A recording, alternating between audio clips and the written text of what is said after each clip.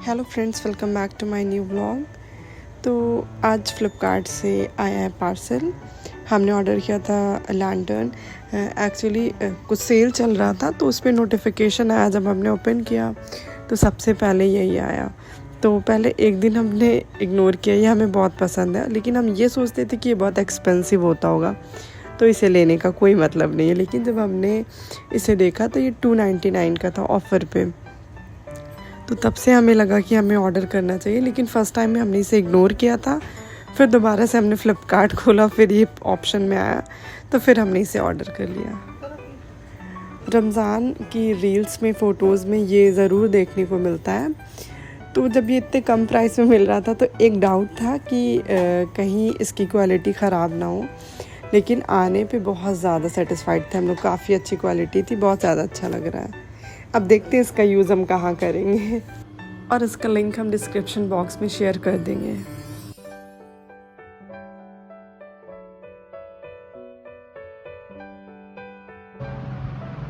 बहुत ही प्यारा लग रहा है ये। पढ़ो।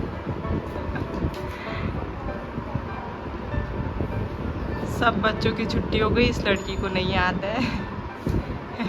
ये पनिशमेंट में। खुशी देखो क्या लिशबा, क्या हुआ था आपको बता दीजिए।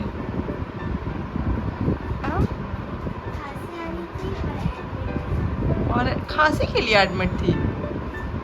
नहीं, कुछ और हुआ होगा पागल। फीवर भी था क्या? नहीं, सिर्फ खांसी के लिए एडमिट थी। अभी ठीक हो? आलिशबा को एग्ज़ाम फोबिया है। हमेशा इनके एग्ज़ाम टाइम तबीयत ख़राब होती है, मार्क्स गड़बड़ कर देती हैं ये, है ना। यूनिट टेस्ट में हर चीज़ में इनका अच्छा मार्क्स आता है, एग्ज़ाम में काम ख़राब करती हैं। क्या आलिशबा? और अभी बज रहे हैं 5:45। अम्मी बना रही है अफ्तारी, और मेरी एसी का मर्ज़ अभी तक कोई भी नहीं पकड़ पा रहा है। ऊपर ऐसे गर्मी में है, बिल्कुल नहीं हो रहा है। मतलब नीचे ही रहते हैं। अब इस टाइम अम्मी अफ्तारी बना रही है इसलिए यहाँ है। अभी फिर नीचे चले जाएंगे। अभी मैं अफ्तारी बना रही हूँ। क्या बना रही हूँ? पकौड़ी बना रही हूँ।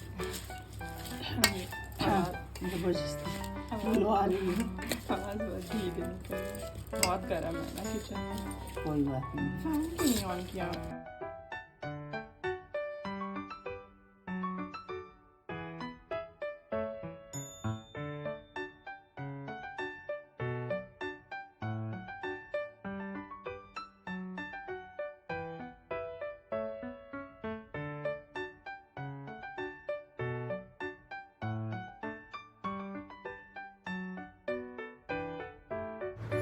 और लखनऊ से आने के बाद हमारा का हाल बेहाल था।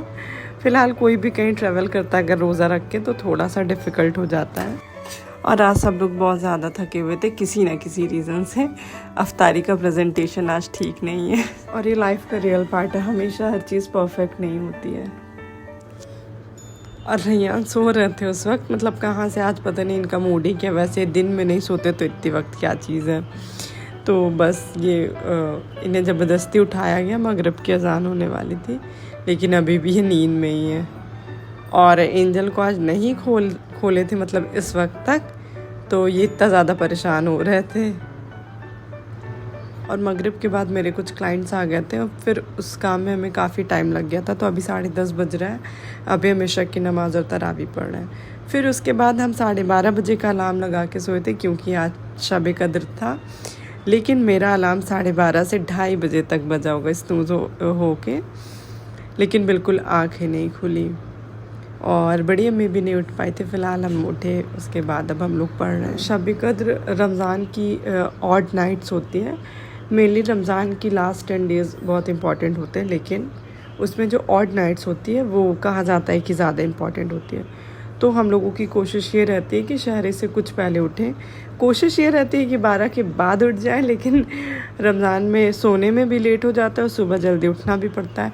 हम तो फ़िलहाल शहरी के बाद थोड़ा बहुत काम करके दोबारा सो लेते हैं, लेकिन अम्मी लोग नहीं सोती हैं।